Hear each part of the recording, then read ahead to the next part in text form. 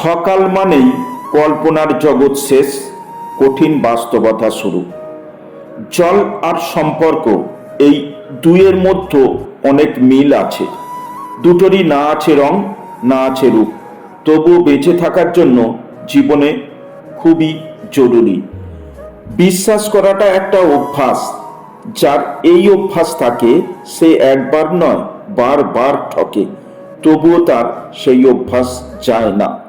অহংকার, এটা খুব ছোট্ট একটা শব্দ, কিন্তু এই শব্দটির মধ্যে লুকিয়ে রয়েছে মানুষের পতনের অন্যতম কারণ।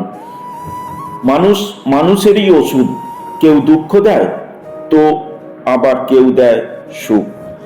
সিমেন্ট আমাদের এই শিক্ষাই দেয়, জোড়া লাগানোর জন্য নরম হতে হয়, আর জুড়ে থাকার জন্য শক্ত হতে হয়।